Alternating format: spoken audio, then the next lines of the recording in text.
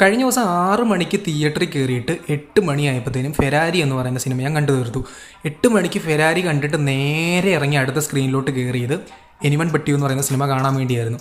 ഈ ഒരു anyone but you എന്ന് പറയുന്ന സിനിമ കാണാൻ എന്നെ പ്രേരിപ്പിച്ച പ്രധാനപ്പെട്ട ഘടകം ഇതിൻ്റെ പ്ലോട്ടാണ്.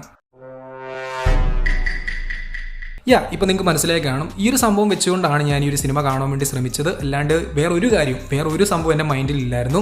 യുഫോറിയ കണ്ട് ഫാൻ ആയതാണ് നമ്മുടെ ഈ ഒരു സിഡ്നി സീനിയെ. അപ്പം എന്തായാലും പുള്ളിക്കാരി ബിഗ് സ്ക്രീനിൽ വരുമ്പോൾ തന്നെ ഒരു സിനിമ കാണണം എന്നുള്ളൊരു സംഭവത്തോട് കൂടി പോയതാണ്. അപ്പം ഒരു തരത്തിലുള്ള ഹോപ്പോ ഒരു തരത്തിലുള്ള മാങ്ങാണ്ടിയോ ഇല്ലായിരുന്നു. ജസ്റ്റ് സിനിമ കാണുക, ജസ്റ്റ് ഈ ഒരു സംഭവം എക്സ്പീരിയൻസ് ചെയ്യുക എന്നുള്ളൊരു ഉദ്ദേശത്തോടു കൂടി പോയതാണ്.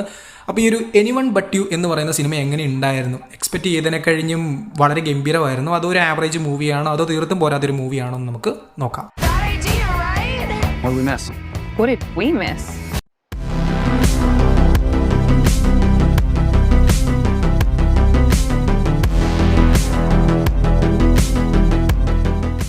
ഈ ഒരു ചിത്രത്തിൻ്റെ ക്രിയേറ്റേഴ്സിന് നല്ലൊരു മോട്ടീവ് ഉണ്ടായിരുന്നു. അതായത് പെൺപിള്ളേരെല്ലാവരും കൂടെ ഗ്ലെൻ പവലിനെ കാണാൻ വേണ്ടി കയറും, ആൺപിള്ളേരെല്ലാം കൂടെ സിഡ്നി സീനിയെ കാണാൻ വേണ്ടി കയറും.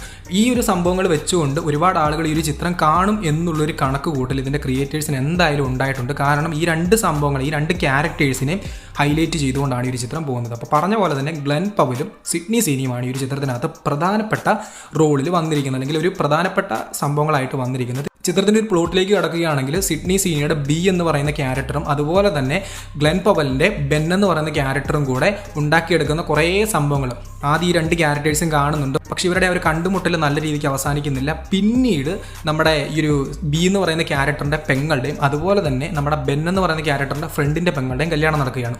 കേട്ട് കഴിയുമ്പോൾ തന്നെ കൺഫ്യൂഷൻ ഒന്നും ഉണ്ടാവണ്ട. കാരണം ഇതൊരു ലെസ്ബിയൻ കപ്പിൾസിൻ്റെ മാരേജ് ആണ്. അപ്പോൾ അതിൻ്റെ ഭാഗമായിട്ട് ഇവരുടെ ഫാമിലിയും ഈ ഒരു ബെന്നും ബിയും എല്ലാവരും കൂടെ നേരെ ഓസ്ട്രേലിയയിലേക്ക് പോവുകയാണ്. അപ്പോൾ ഓസ്ട്രേലിയയിലേക്ക് ചെന്നതിന് ശേഷം അവിടെ നടക്കുന്ന സംഭവങ്ങൾ, അതായത് ആ ഒരു മാരേജിന് മുൻപേ ഉള്ള കുറച്ച് ദിവസങ്ങളിൽ നടക്കുന്ന കാര്യങ്ങളെ ബേസ് ചെയ്തുകൊണ്ടാണ് ഈ ഒരു ചിത്രം മുൻപോട്ട് നീങ്ങുന്നത്. ഈ ഒരു ബി എന്ന് പറയുന്ന ക്യാരക്ടറിനും ബെൻ എന്ന് പറയുന്ന ക്യാരക്ടറിനും ഇടയിൽ ഒരുപാട് പ്രശ്നങ്ങളുണ്ട്. അത് അവരെങ്ങനെ വർക്കൗട്ട് ചെയ്യും, ഇവർക്കിടയിൽ ഉണ്ടാകുന്ന പ്രശ്നങ്ങളെയൊക്കെ കുറച്ച് കോമഡി ആയിട്ടും അതുപോലെ തന്നെ കുറച്ച് ഇവരുടെ ബോഡിയൊക്കെ എക്സ്പോസ് ചെയ്തൊക്കെ കാണിച്ചുകൊണ്ട് പ്രേക്ഷകരെ അങ്ങനെ പിടിച്ചിരുത്തുന്നു. അതിനപ്പുറത്തേക്കായിട്ട് എനിക്ക് പേഴ്സണലി ഒന്നും ഫീൽ ചെയ്തില്ല. മൂവി ഒരുപാട് കോമഡീസും കാര്യങ്ങളൊക്കെ കൊണ്ടുവരാൻ ശ്രമിക്കുന്നുണ്ടെങ്കിൽ കൂടെ ക്രിഞ്ചായിട്ടാണ് തോന്നിയത്. പക്ഷേ ചില കോമഡീസൊക്കെ കൊള്ളായിരുന്നു കേട്ടോ. നമ്മളെ ചിരിപ്പിക്കുന്ന കുറച്ച് കോമഡീസൊക്കെ ഉണ്ട്. ഇങ്ങനെ കണ്ടിരിക്കാം, അതിനപ്പുറത്തേക്കായിട്ട് ഒന്നുമില്ല. ജസ്റ്റ് ഇങ്ങനെ കണ്ടിരിക്കാം, ഒരു വൈബൊന്നും ഇല്ലാണ്ട് ഇങ്ങനെ കണ്ടിരിക്കാൻ പറ്റിയൊരു പടമാണ്. നിങ്ങൾക്ക് ചുമ്മാ സ്പെൻഡ് ചെയ്യാൻ കുറച്ച് സമയം ഉണ്ടെങ്കിൽ ചിത്രം കാണാം, അല്ലെങ്കിൽ സിഡ്നി സീനിയെ കാണാമെന്നുണ്ടെങ്കിൽ ചിത്രം കാണാം. അപ്പോൾ പല ആളുകളും ഇതൊരു 15+ മൂവി ആയതുകൊണ്ട് തന്നെ എന്തെങ്കിലുമൊക്കെ സംഭവങ്ങൾ കാണും എന്ന് പ്രതീക്ഷിച്ചായിരിക്കും പോകുന്നത്. പക്ഷേ ഓവറായിട്ടൊന്നുമില്ല, ജസ്റ്റ് കുറച്ച് കാര്യങ്ങളുണ്ട്. യുഫോറിയ കണ്ടിട്ട് യുഫോറിയ പോലത്തെ സംഭവമൊക്കെ എക്സ്പെക്ട് ചെയ്ത് പോയി കഴിഞ്ഞാൽ guys this movie is not for you. ഇതൊരു റോം കോം ആണ്. അപ്പോൾ ആ ഒരു സംഭവങ്ങളെ ഫോക്കസ് ചെയ്തുകൊണ്ടാണ് പോകുന്നത്. അല്ലാണ്ട് ഈ ഒരു സിനിമയ്ക്കകത്ത് ഓവറായിട്ടുള്ള സെക്സോ കാര്യങ്ങളോ ഒന്നും വരുന്നില്ല എന്നുള്ളത് ഒന്ന് മൈൻഡ് വെച്ചേക്കുക. അപ്പോൾ എനിക്ക് പേഴ്സണലി ഒരു ആവറേജ് മൂവി ആയിട്ടാണ് ഫീൽ ചെയ്തത്. അപ്പോൾ കാണാത്തവരായിട്ട് ആരെങ്കിലുമൊക്കെ ഉണ്ടെങ്കിൽ സിഡ്നി സീനിയെ കാണാൻ വേണ്ടി ഈ ഒരു ചിത്രം കാണാം. അതിനപ്പുറത്തേക്കായിട്ട് ഈ ഒരു മൂവിക്കകത്ത് നത്തിങ്.